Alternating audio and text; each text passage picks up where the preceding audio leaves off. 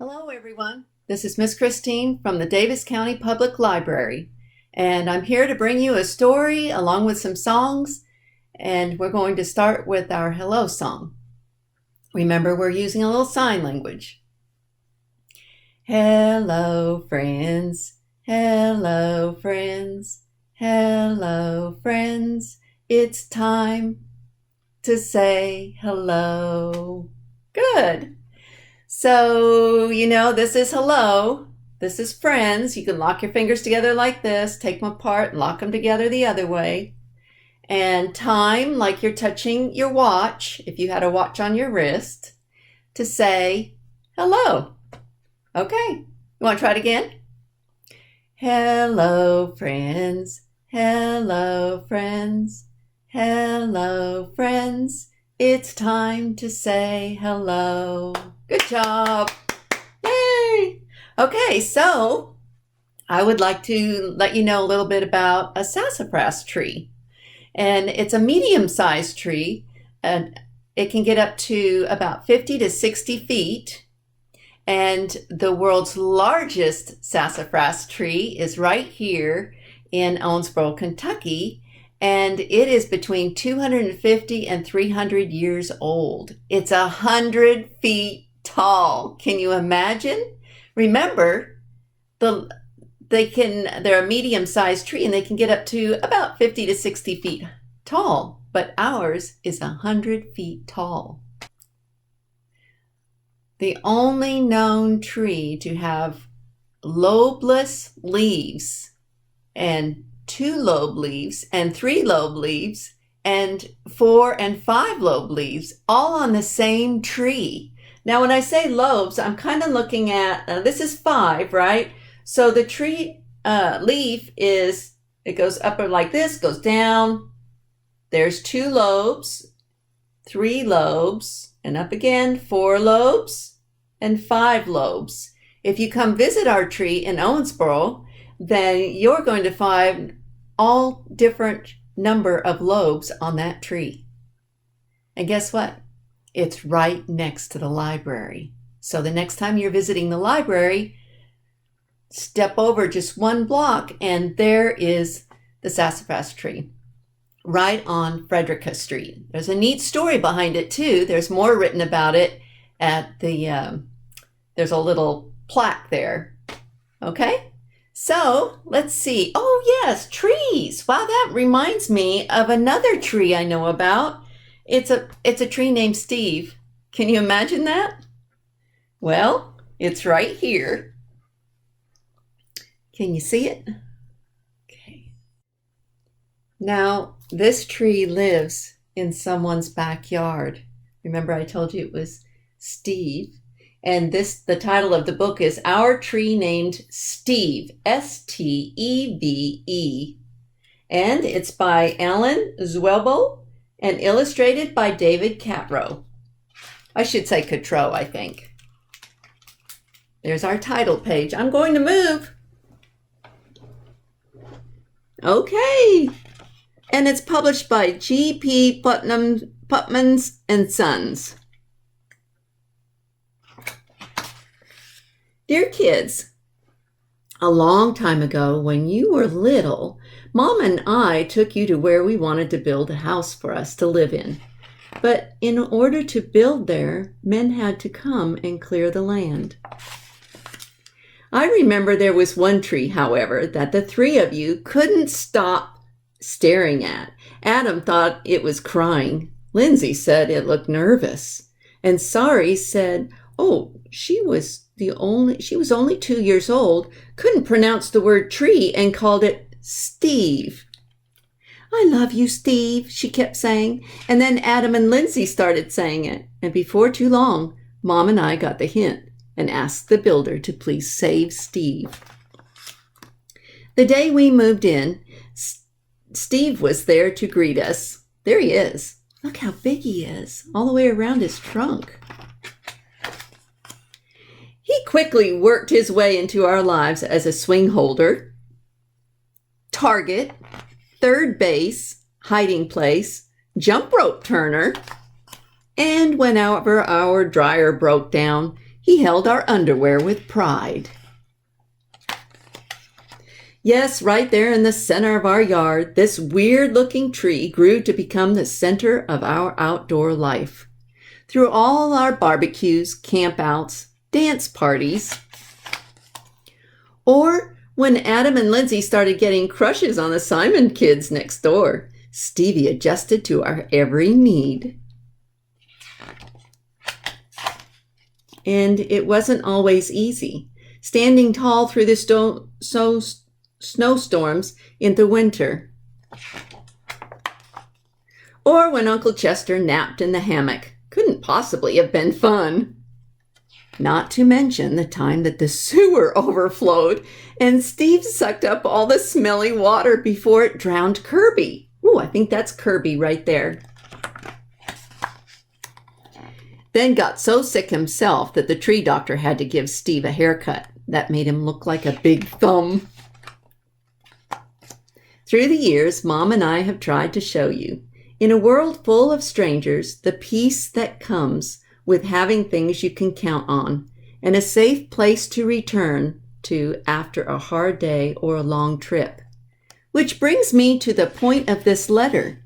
Last week, a storm hit our area. And though we spared Steve's life a long time ago, this time we couldn't save him. Are we sad?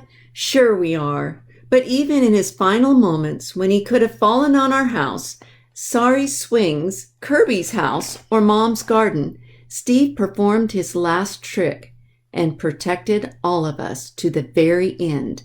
And friends like this are hard to find.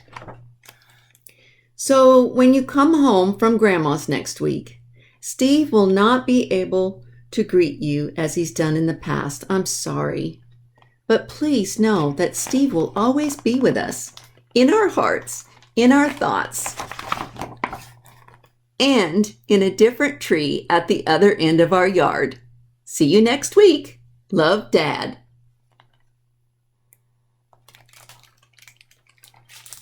Did you like that story? It was a good story, wasn't it? And what did they make out of Steve when he fell down? What did they make? What was in the other end of the yard in another tree? Do you remember? Let's look again. That was the last page of the story. Right here. Can you see it? It's up in the tree, and it looks like wood, doesn't it? It's way up here. There's a tree house. Wow, that makes me think of something about all the leaves on Steve. Let's sing a song. I think I know a song about leaves. It goes like this. The leaves on the trees turn orange and brown, orange and brown. Orange and brown, the leaves on the trees turn orange and brown all through the town. The leaves on the trees come tumbling down, tumbling down, tumbling down. The leaves on the trees come tumbling down all through the town. The leaves on the trees go swish, swish, swish, swish, swish, swish, swish, swish, swish. The leaves on the ground go swish, swish, swish, all over the ground. And then it starts over. Of course, it has to grow new leaves, right? Let's add a piece to that. The leaves on the trees go grow, grow, grow, grow, grow, grow, grow, grow, grow. The leaves on the trees go grow, grow, grow, all through the town. And then you can dive into turning orange and brown, right? You might want to figure out why they turn orange and brown. I don't know. You'll have to do a little research there. So let's see what's next. Oh, I think I have something from Bedtime Math. Now, a lot of you know that I like Bedtime Math, and I've got the links up, and if it's it will be here. I'll put it maybe over there. So have you ever played with Lincoln logs? Now, you know, I told you that they had wood up in the tree. Well, where do you think wood comes from? The tree. That's right. That's why Steve was in that, up in that other tree. They made him into wood. They cut him down, cut him into logs, and then made them into boards. And then that's where your Lincoln logs come from, too, if you have the wooden ones. As you stack them, you can build a little house or a tree house. Now, I wonder how many trees that it takes to build a real house. Think about your house. How many trees do you think it took to build your house? Now, it wouldn't matter about how big your house was, okay, or how small, or if it was medium size. And it depends on how much lumber you can get from one tree. So the taller the tree, the longer the boards you can cut from it. And the thicker the trunk, the more boards you can get. And wood is measured in board feet, where a board foot, let's see, right to here, 12 inches, a board foot is 1 foot long, 1 foot wide, and how big? 1 inch thick. So there it is, the number 1, okay? So 1 inch thick, it's about that thick, okay? And then 1 foot long and 1 foot wide. So it sounds like a square, doesn't it? It is. Let's see what else is going on. I think I've got a challenge for you. I'll be right back. Okay, here's your question. For young children, and then I have one for a little bit older, and then older children. And I've got the answers, but I want you to think about it, okay? So the first question is, which is longer, a 4-foot board or a 6-foot board? Which is longer, 4-foot board or a 6-foot board? It's a little bit of a tongue twister. So you think about that. You have to think about your numbers, okay? And the next one is, if you grab 2 5-foot boards to put a roof on your treehouse, how many board feet is that?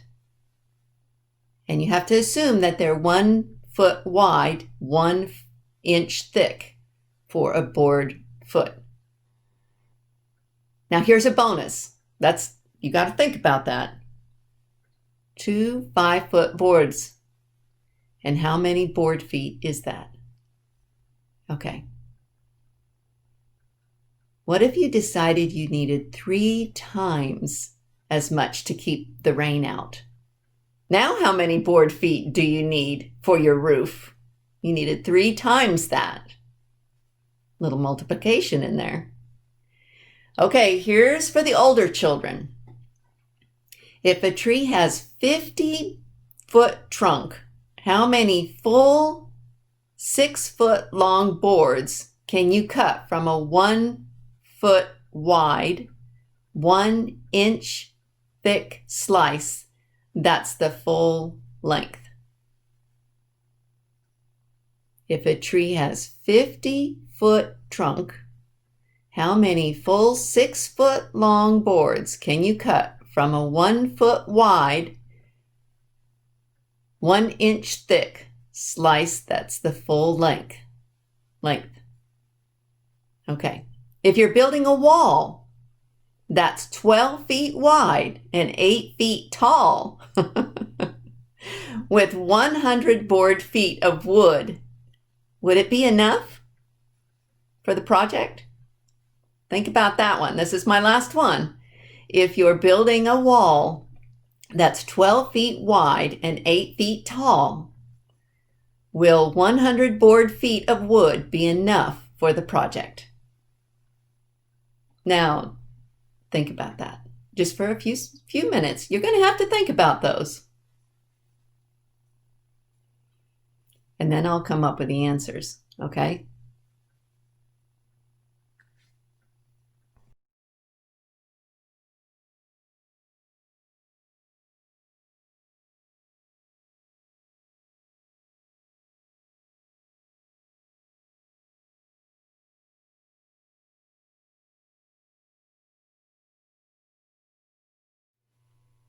Time to say goodbye.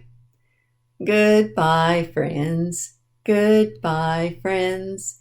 Goodbye, friends. It's time to say goodbye. Thanks for sharing this time with me. Hopefully see you at the library one day. We're open at Davis County Public Library. Come see us. Goodbye.